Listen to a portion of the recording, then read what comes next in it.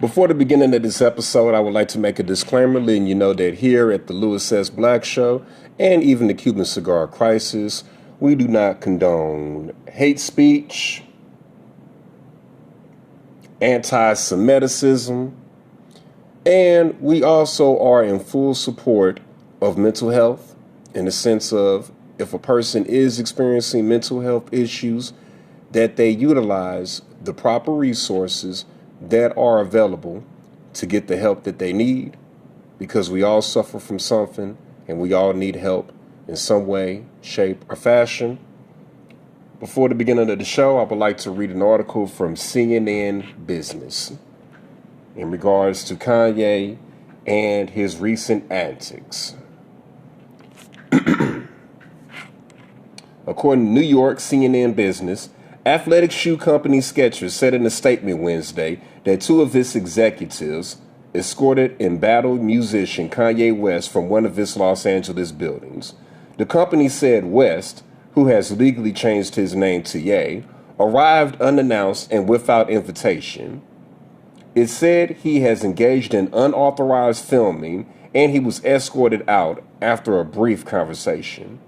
Skechers is not considering and has no intention of working with West, the company said in its Wednesday statement. We condemn his recent divisive remarks and do not tolerate anti-Semitism or any form of hate speech. West's visit to Skechers comes a day after Adidas ended its partnership with the musician with immediate effect. Adidas put the partnership under review in early October after he wrote a White Lives Matter t-shirt in public. After he wore a White Lives Matter t-shirt in public. The Anti-Defamation League categorizes the phrase as a hate slogan used by white supremacist groups, including the Ku Klux Klan. Recently, West said, I can say anti-Semitic shit and Adidas cannot drop me, during the tirade against Jews on the Drink Champs podcast. He also threatened on Twitter to go DEFCON 3 on Jewish people. Other companies that have pulled back from West in recent days include Gap, Foot Locker, and TJ Maxx. Written by CNN's Jordan Valinsky, who contributed to the report. After reading that brief article, let's get off into the main part of the show.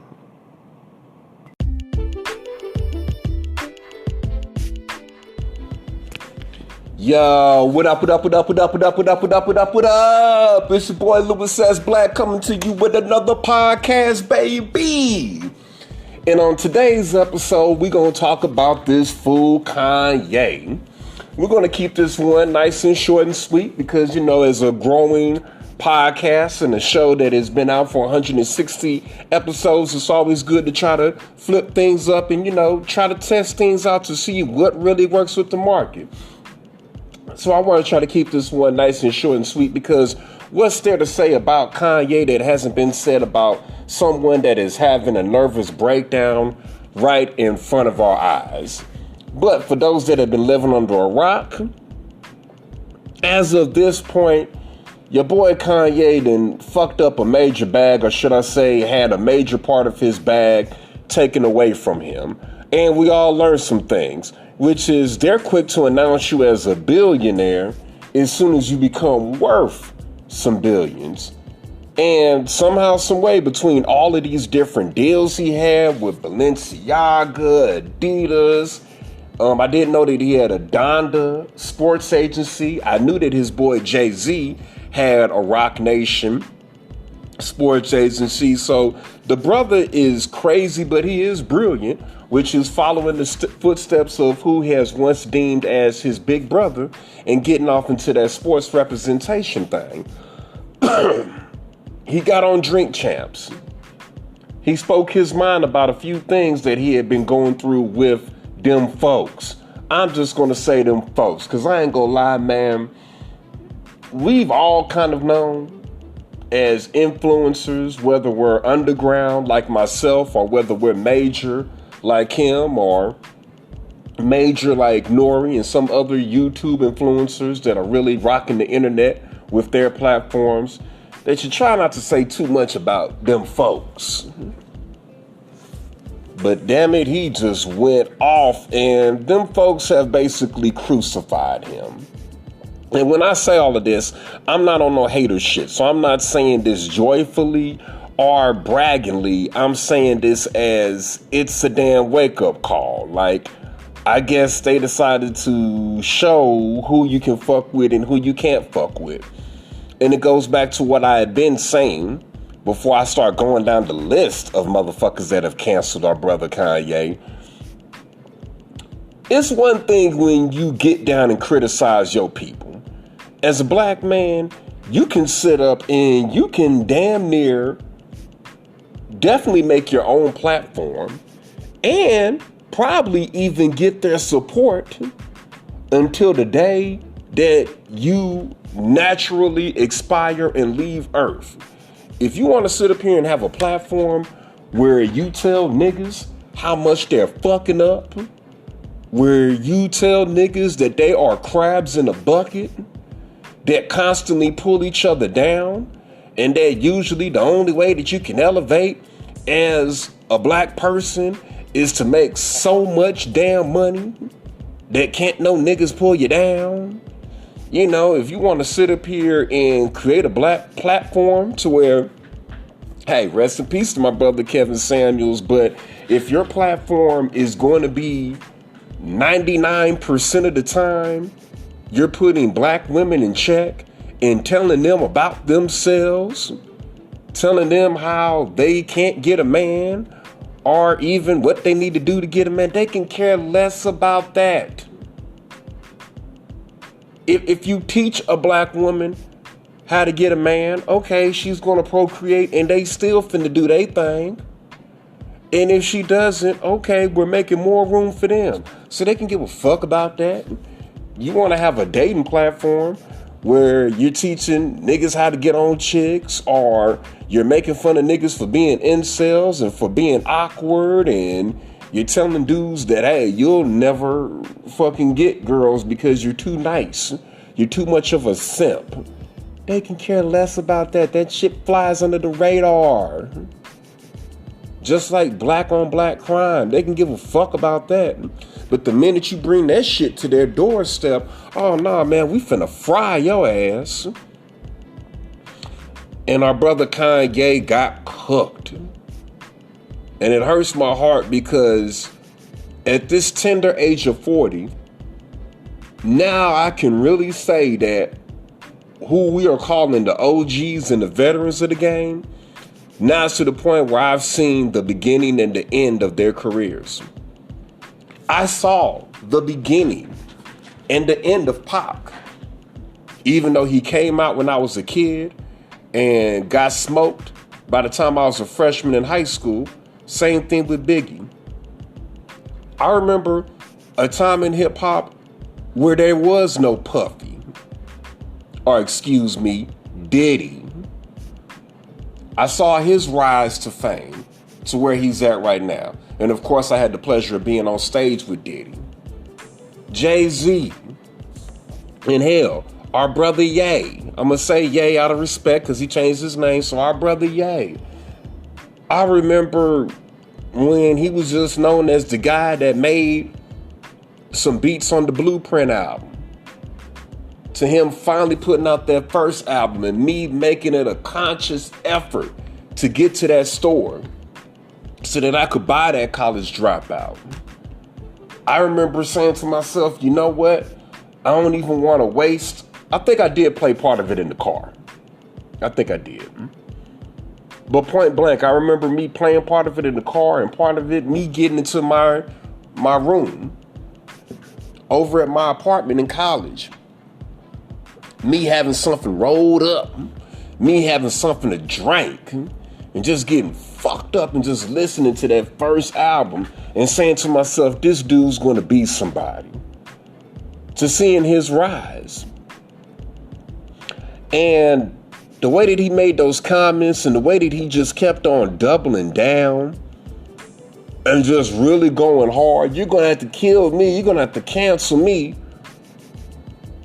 Adidas canceled him. Balenciaga done canceled him. And now here's what I think is fucked up though. I get that. You're in a partnership with them and you're, throwing back and forth shoe ideas. Now Def Jam and got rid of them. So I'm like, okay, now we're fucking with the bread and butter. The bread and butter. Really what got him here, which is the music. I'm very curious to see, and I'm gonna look right now to see if we can still stream him on Tidal. I've got the Tidal app, so you may hear a little bit of clicking going on. I'm about to just type in Kanye, and at the very worst, type in Ye to see if he can still be found on Tidal. Can we still stream his music? At least if we stream his music, we can mess around and put a few dollars back in his pocket. If we all just go on a streaming tirade, Kanye West, artist, songwriter.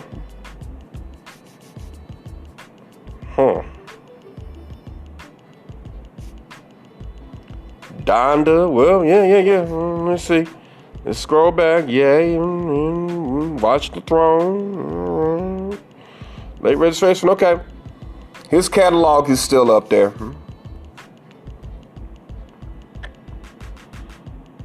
But it's just really hard. No homo. Here's one that really gets me. All right, we got the sports agency.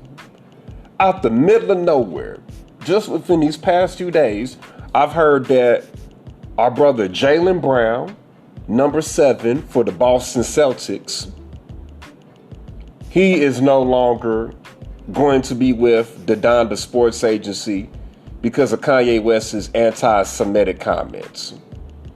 Then Aaron Donald, one of the best defensive linemen in this game, guaranteed Hall of Famer, especially now that he won that championship with the Rams and he's got some of that hardware. He said that he's no longer going to be with the agency. Now I know what this is. This is a shakedown from all ends. Them folks is coming together like Voltron. Arm, leg. And I guess I'll squeeze in and be a leg. And oh golly, gosh, I'll form the head. Oh, this machine is just so big and clunky. All right. And I guess when we come together, we can form a little sword. Let's float through the planets and let's see who else needs a good ass whooping because you don't mess with us. Yeah, they came together like Voltron on his ass.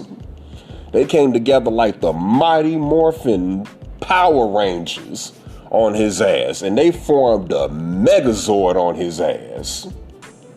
Woo! I bet you I know what happened with these athletes. As black men, they were probably just sitting back like the rest of us like, damn, bro, this dude is really putting himself out there. But hey, shit, I kind of feel where he's coming from. But then their teams pulled him to the side. And they said, you know what?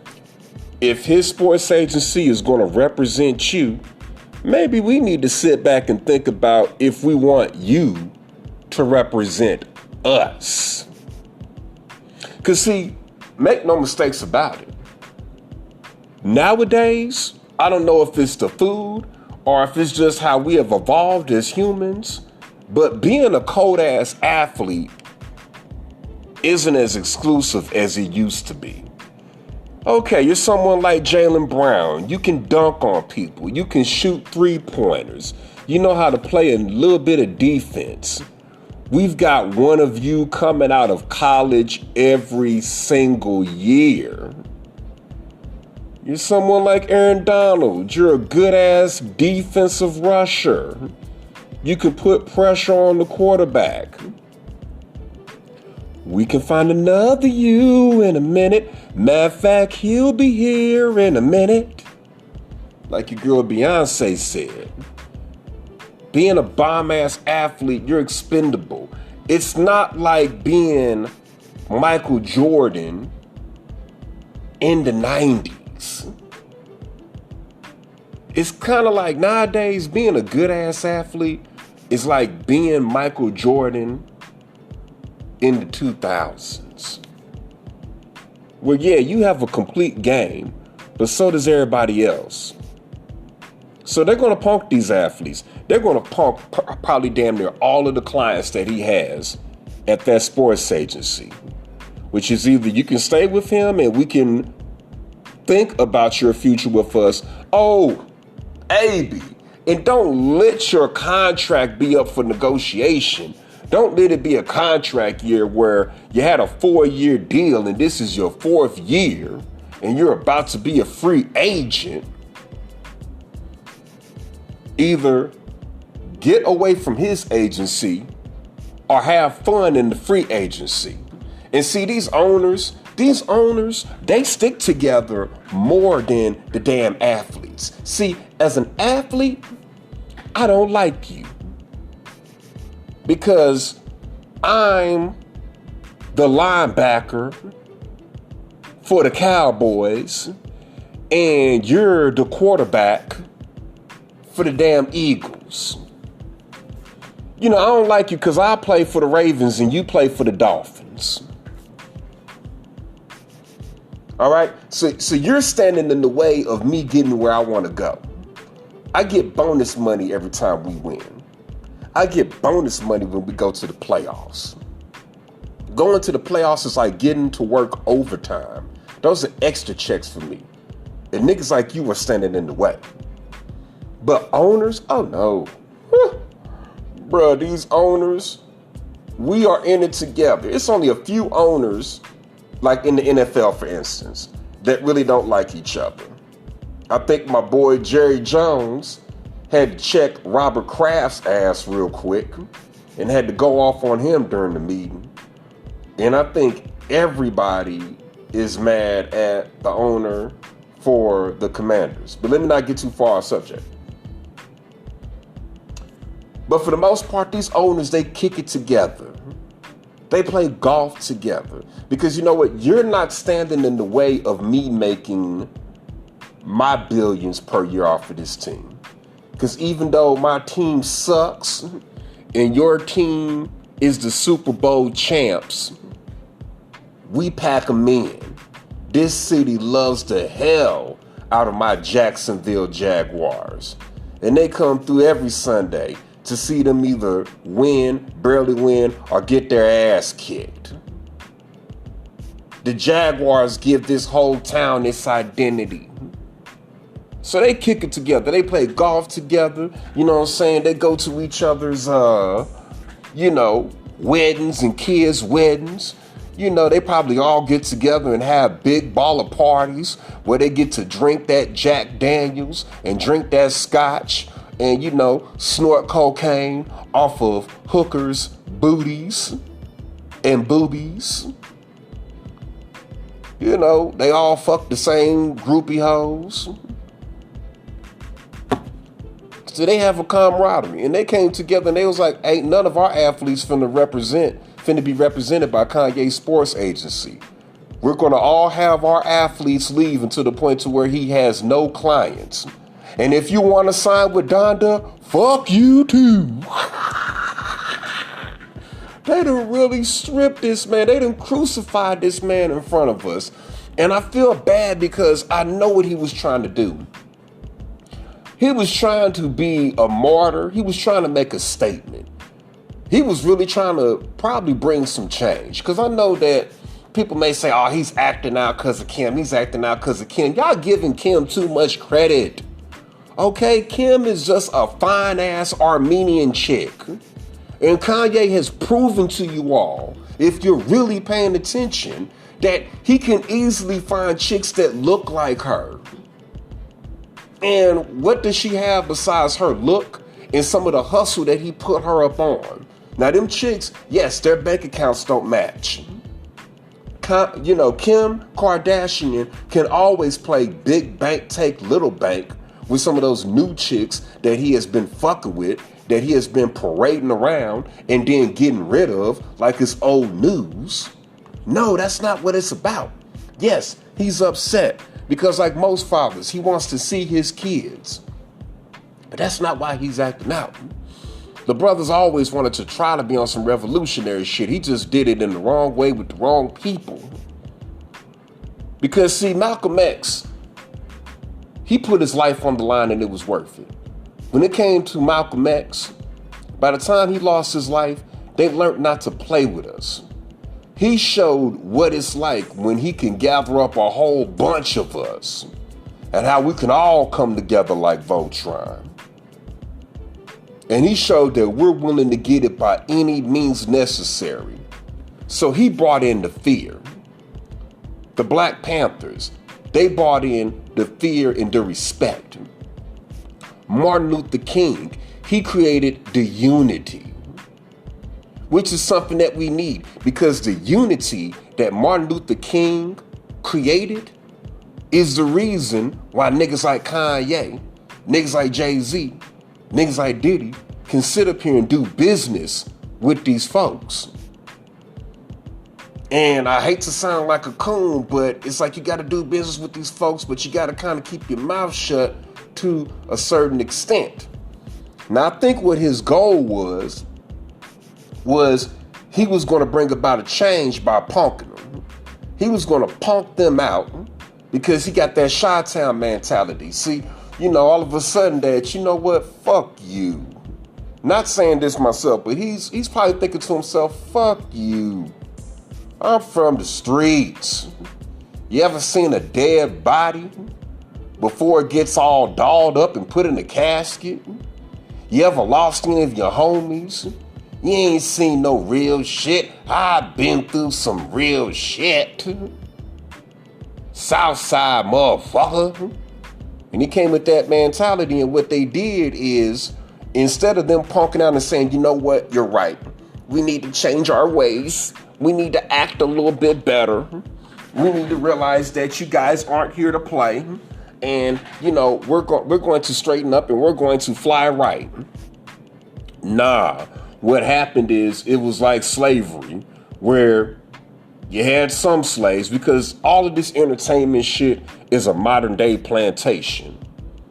So you had some slaves that would complain amongst themselves and kind of keep their mouth shut while they were working in the field. And then slowly they would be plotting a rebellion. Slowly they would be plotting a little bit of a revolution where they're finna overturn the plantation and get the hell up off of that property. And sometimes it will work, because you never let your left hand know what your right hand is doing anyways. So even back then, as much as we like to think of those slaves as being poor and dumb and stupid, they were very smart, and they knew not to sit up here and let massa know what they were trying to do. Like, you know what, massa, you keep on talking shit, all of us is going to get together and we're going to kick you and your son Charlie ass, and we're going to take your guns and turn them on you, and we's going to be free. Nah, they kept it low, but then they did it. He wanted to pull a Michael Jordan. He wanted to pull a Larry Bird. The Michael Jordan and the Larry Bird, that's when you try to tell somebody what you're going to do, and then you actually do it. So what happened is he was like that slave that sits up and runs his mouth. You know what, fuck you, master. I was tired of you mistreating me, and I was tired of the ways that you be talking to me and my brother Earl and my brother Bubba and my cousin Chuck, and I do seize the ways that you be eyeing my wife, looking at her. Well, you know what, master? You can't have her, because if you put a hand on my wife or my daughter, I'm going to put my foot so far up your ass, it's going to take the whole plantation to pull it up out to us. Now, what do you think about that, master? And if you got a problem with me, then either A, we can go ahead and engage in fisticuffs right now, or you's gonna have to kill me. And instead of master saying, you know what, you're right, I've been playing around with the wrong nigga. I really need to show these slaves some more respect. No. They hang your ass by the neck in front of all the other slaves, and they leave your body twisting and twitching with your foot hanging and your damn neck and your head twitching. Or they sit up here and tie your arms, both to the legs of some horses, make them go each different ways and split your ass apart on some Mortal Kombat fatality shit. That's what they're doing to our brother. So instead of inspiring the other big dogs to sit up and go up against this system, which does tend to have its little bad side, instead what it's done is it's scared all the other slaves into submission. I ain't trying to end up like Leroy. They hung his ass Sunday after church. They made an example out of the brother. I don't know how he's going to bounce back. And I don't know where he's going to get the support from, because that White Lives Matter shit and all that George Floyd shit and all that slavery was a choice shit, and the way that he was clowning Jay-Z publicly at one point, he's lost the support of a lot of black people. And the music ain't hitting the way it used to. At least if he was still making some of that good old late registration, college dropout type music, he might be able to get somewhere and still have our support with the music. But you making that weird ass music, it's hard to rock with. It's been another episode of the Louis S. Black Show. Holla at your boy.